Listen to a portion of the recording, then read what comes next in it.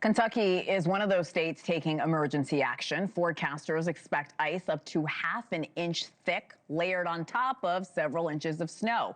That makes the roads especially dangerous and almost impossible to travel on. Here with us now, Andy Souza, Public Works Director for the city of Bowling Green in southern Kentucky. Good morning. Thanks for joining us. I see you in your car. I have no doubt you're very busy this morning. How is it outside in Bowling Green? What are you seeing? Right now it's very cold, so the snow is just starting to flutter a little bit. We don't have that massive downpour that we were hoping not to get, but right now it's just very, very cold. We've had the crews out all night long putting the salt and the de-icer down. So right now we're cautiously optimistic, but we're expecting 4 to 8 inches today. 4 to 8 inches. Andy, how cold is it right now? Right now my car says it's -2, so it's pretty cold.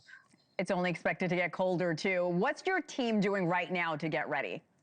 Yes, ma'am. So we have plows out right now, although it hasn't started snowing. On the back of those plows, we have our ice spreaders. You can see that on your stock footage there. And we are putting down what's called de-icer. And so this is about the size of M&Ms or little marbles, and those are being spread out all over the road. We have a pattern where we put about 200 pounds per mile, per lane mile is what we put out with this de-icer. And unfortunately, as cold as it is, it really sort of mitigates the effectiveness we have with our de-icer. So the colder it gets, the less effect we have with our salt. And that's a good note for so many residents. You mentioned the flurries are starting to come down. What are you expecting from this storm over the next 24 hours? So it's really supposed to hit us hard, according to the National Weather Service, about 10 o'clock this morning, and then it'll continue to snow through around dinner time. And then what we're really concerned about is that ice. So what's interesting from a public works perspective, we have the same crews that are driving the plows. They are the same crews that will respond to any downed trees in order to clear those roads and get the heavy equipment out. So it's sort of a delicate dance of managing our resources and our manpower. Yeah, so be very nice. Everyone is working very hard from local and federal government. As the directors of Public Works in Bowling Green, what do you want people to know right now? I think it's interesting that you said, despite how cold it is, the de-icer is not going to be working as well because of the weather. Absolutely. If you could just stay home, if you don't need to be out on the roads, a lot of times we see accidents that happen, and it's really from folks that didn't need to be out. They just wanted to drive and see, was it as bad as everyone was forecasting? Please just stay home, because that really allows us to get out, our first responders, police, fire, and EMS, to get to where they need to go to, and it helps us just get these big plows through the roads. Once the snow does start, it's hard for us to maneuver those big vehicles. And Andy, we're looking at some of the alerts from your state. The governor's office is warning of possible water outages. What are your crews doing to prepare for that scenario? What can residents do? Yeah, so our sister utility, Bowling Green Municipal Utilities, is handling the water part of this. Basically, keep your heat on in your house, and if you don't have as effective a heater or you're not sure about your insulation, definitely keep those cupboards open so the heat can get in under there. And also keep a slight drip going in your house. Having that water constantly trickling through will help prevent some of those broken pipes, just to keep things warm.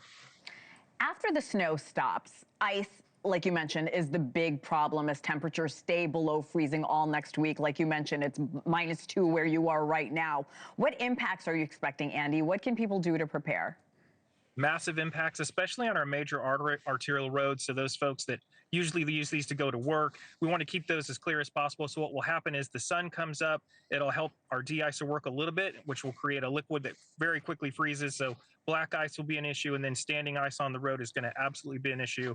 Not much we can do once the de-icer becomes ineffective. So people can just slow way down when they're driving, give lots of braking distance, take their time, give yourself plenty of time to get to work or wherever you need to go. And again, if you don't need to be out, please do not be out.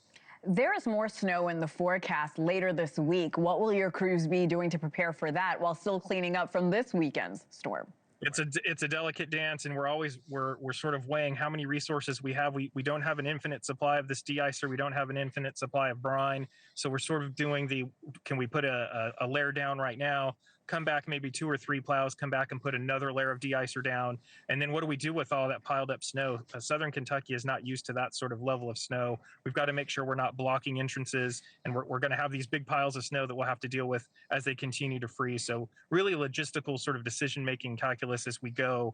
What do we do and how safe do we make it? We want it to be as safe as possible for all of our citizens. Well, stay safe. Good luck. Good luck to you and your crew. Andy Souza, we will check back with you tomorrow morning. Stay safe out there. Thank you again for making time for us. Thank you. Appreciate it.